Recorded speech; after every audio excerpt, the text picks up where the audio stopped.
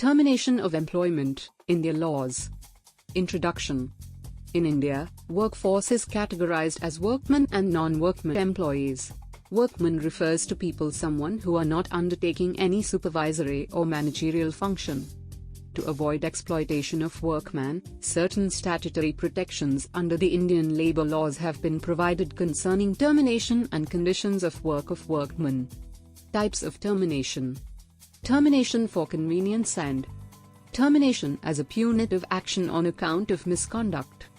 A person qualifying as a workman can be terminated for convenience only in accordance with the procedure laid down under the Industrial Disputes Act, 1947. The ID Act describes the notice requirement of at least a month or pay in lieu thereof to terminate a workman who has completed a service of at least 240 days of service along with payment of retrenchment compensation, which is 15 days pay for every completed year of service. Case laws. For example, in the case of workers employed in Hirakud Dam v. State of Orissa, it was observed that dismissal was not restricted to punishment for serious misconduct, but also applicable to termination simpliciter of employee, wherein notice or month's pay in lieu of such notice was obligatory. Another case, law Jagbir Singh v.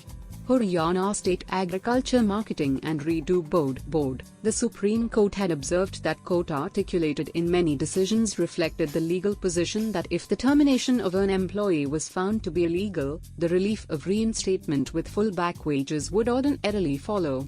However, considering the facts of the situation, compensation instead of reinstatement was provided to meet the ends of justice. In state where the establishment has adopted standing orders as per the Industrial Employment Standing Orders Act, 1946, the procedure specified therein must be complied with for termination of workmen. The Act is applicable to manufacturing entities with 100 or more workmen, and few states like Haryana have made it applicable to commercial establishments.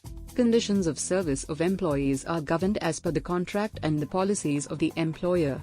Additionally, the notice and payment of service compensation as provided under the State-Specific Shops and Establishment Acts must also be complied with by the employers for terminating employees. The applicability of State-Specific Shops and Establishment Act to managerial employees differs from state to state and is to be examined based on the facts.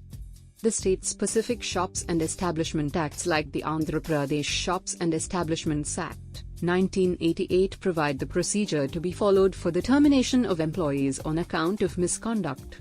However, inquiry for misconduct may not always be necessary when the offence is apparent.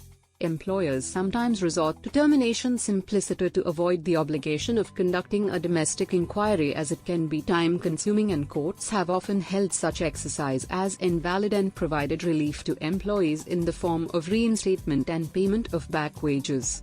Workmen can approach labor courts in case of a claim of wrongful termination as per the ID Act, while non-workmen/employees can approach authorities as specified under State-Specific Shops and Establishment Acts if the enactment is applicable, or to the jurisdiction civil courts if State-Specific Shops and Establishment Acts are not applicable.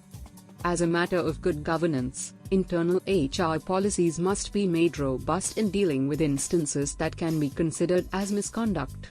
Even if the employer chooses to resort to termination simpliciter to avoid domestic inquiry, it is a general practice that the notice to the concerned employee should not refer to the misconduct. To abstain from any kind of defamation, an employer shall obtain relevant acknowledgement from the terminated workman, non-workman, recording full settlement of all dues at the time of separation. In recent times there has been a growing trend of including no disparaging provisions in such separation documents so that the employees don't disparage or defame the employer after separation. Any questions? Ask C-Quel.